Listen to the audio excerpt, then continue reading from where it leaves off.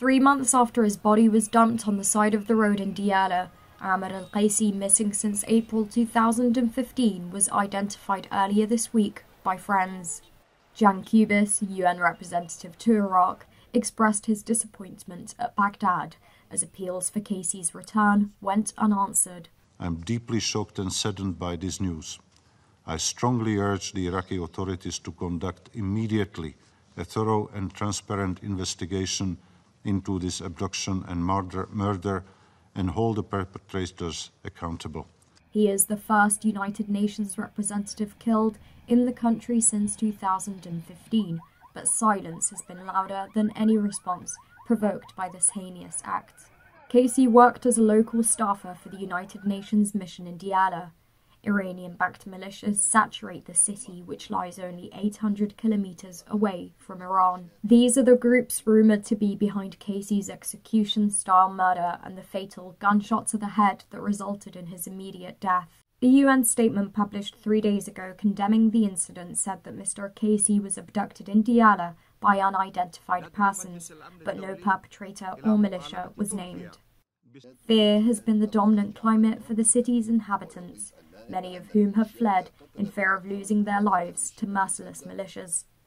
While praised for the lead they have assumed in battling the Islamic State group, militias that fall under the Popular Mobilization's forces are accused of perpetrating rights abuses against Iraqi Sunnis.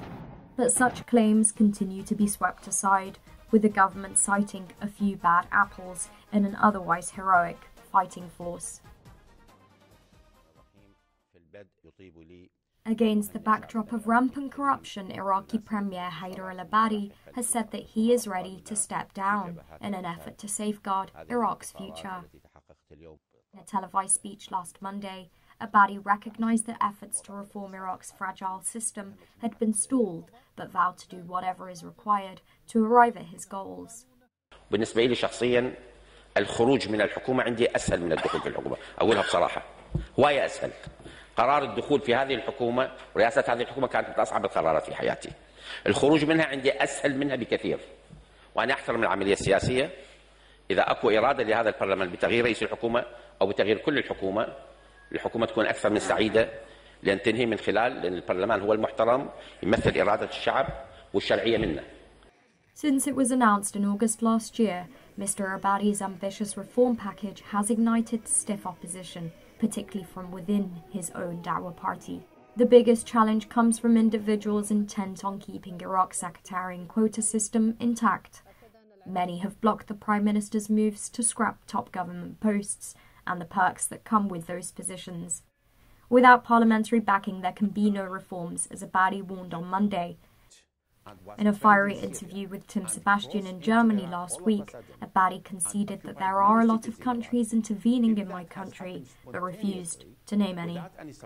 The pressure for him to act is certainly rising as rights violations, unchecked corruption, and destitution grow to unprecedented levels.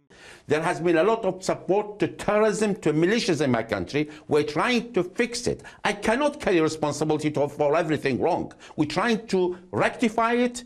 I'm not responsible for criminals. I catch them when I have evidence. I cannot catch people like this. I cannot execute people in the streets. The persistence of these problems is the biggest of all challenges, undermining Abadi's ability to govern a country on the cusp of collapse.